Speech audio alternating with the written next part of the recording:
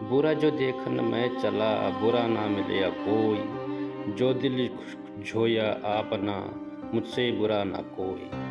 अर्थ, जब मैं इस संसार में बुराई खोजने चला तो मुझे कोई ना बुरा मिला, ना मैंने अपने मन में झांक कर देखा तो पाया कि मुझसे बुरा कोई नहीं है। पोथी पढ़ी पढ़ी जगमुआ, पंडित भया ना कोई, ढाई आखर प्रेम का, पढ़े सो पंडित होई। अर्थ, बड़ी बड़ी पुस्तकें पढ़कर संसार में कितने ही लोग मृत्यु के द्वार पहुंच गए, पर सभी विद्वान ना हो सके। कबीर मानते हैं कि यदि कोई प्रेम या प्यार के केवल ढाई अक्षर ही नहीं अच्छी तरह पढ़ ले, अर्थात प्यार का वास्तविक रूप पहचान ले, वही सच्चा ज्ञानी होगा। साधु ऐसा चाहिए जैसा सूप सुभाए, सार सार को गही रही, थोथा दही उड़ाए। अर्थ, इस संसार में ऐसे सज्जनों की जरूरत है जैसे अनाज साफ करने वाला सूप होता है, जो सार्थक को बचा लेंगे और निर्थक को उड़ा लेंगे। तिनका कबहू ना निदैया, जो पावन तर होई, कबहू उड़ी आँखिन पड़े तो पीर घनेरी होई। अर्थात कबीर कहते हैं कि एक छोटे से तिनके की भी कभी निंदा ना करो, जो तुम्हारे पाँव के नीचे दब जाता है। यदि कभी वह तिनका उड़कर आँखों में आ गिरा तो कितनी गहराई पीड़ा होती है। धीरे धीरे मना धीरे, सब कुछ होई माली सींचे, सो घड़ा ऋतु पाए कल फाए। अर्थ, मन में धीरज रखने में सब कुछ होता है। अगर कोई माली किसी पेड़ को 100 घड़े पानी से सींचने लगे तब भी फल 100 ऋतु आने पर ही लगेगा। माला फेरत जुग भया, फिरा ना मन का फेर, कर का मन का डार दे, मन का फेर। अर्थ, कोई व्यक्ति लंबे समय तक हाथ में लेकर मोती की माला तो घुमाता है, पर उसके मन का भाव नहीं बदलता, उसके मन की हलचल शांत नहीं होती।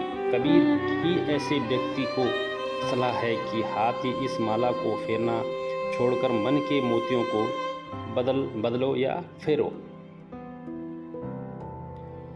जाति ना पूछो साधु की, कि पूछ लीजिए ज्ञान, मोल करो तलवार का, पड़ा रहन तो म्यान। अर्थात सज्जन की जाति ना पूछकर उसके ज्ञान को समझना चाहिए। तलवार का मूल्य होता ना कि उनकी म्यान का, उसे ढकने वाला खोल का।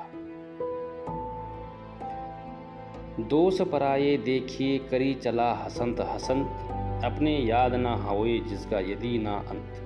अर्थात अर्थ, यह मनुष्य का स्वभाव है कि जब वह दूसरों के दोष देखकर हंसता है तब उसे अपने दोष याद नहीं आते, जिनका ना आदि है ना अंत है। जिन खोजा तिन पायो, गहरे पानी बैठ, मैं बहुरा बूढ़न डरा, रहा किनारे बैठ।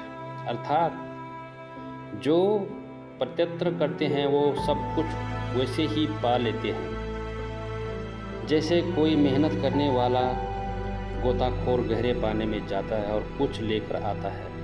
लेकिन कुछ बेचारे लोग ऐसे भी होते हैं जो डूबने की भय से किनारे पर ही बैठे रह जाते हैं और कुछ नहीं पाते।